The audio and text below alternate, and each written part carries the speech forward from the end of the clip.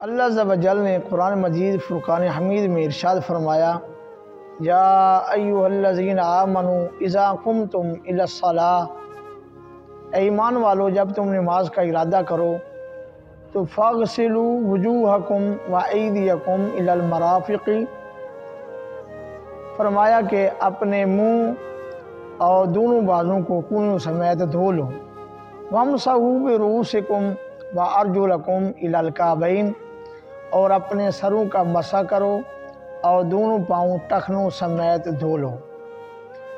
قرآن مجید فرقان حمید میں بنیادی طور پر وضو کے لیے 4 چیزیں بتائی جا رہی ہیں، یعنی 4 فرائض بتائی جا رہی ہیں کہ ان کے بغیر وضو ہوتا ہی نہیں ہے۔ نمبر 1 پہلی چیز کہ پورے چہرے کو دھونا۔ اب چہرے کی کتنی لیمٹ ہے؟ یہاں عموماً سر کے بال اگنا شروع ہوتے ہیں وہاں سے لے کر نیچے ٹھوڑی کے نیچے جوڑ تک، اور ایک کان کی لو سے لے کر دوسرے کان کی لو تک، یہ منہ ہے، یہ چہرے کی لمبائی اور چوڑائی میں مقدار ہے، اس کا دھونا وضو میں فرض ہے۔ دوسرا فرض ہے دونوں بازوں کو کونیوں سمیت دھونا۔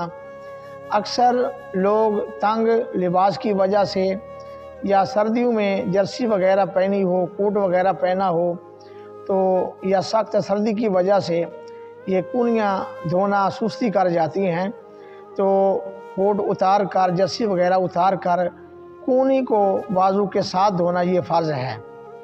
تیسرا فرض ہے سر کا چوتھائی سر کا مسح کرنا، اور چوتھا فرض ہے دونوں پاؤں کو ٹخنوں سمیت دھونا۔ پاؤں کے اوپری ہوئی ہڈی کو ٹخنا کہتی ہیں، ان ٹخنوں سمیت دونوں پاؤں کو دھونا یہ وضو میں فرض ہے۔ یہ 4 فرائض ہیں، ان کے بغیر وضو ہوتا ہی نہیں ہے۔ ہمیں چاہیے کہ جب بھی وضو کریں تو ان 4 اعضاء کو اچھے طریقے سے دھو لیں۔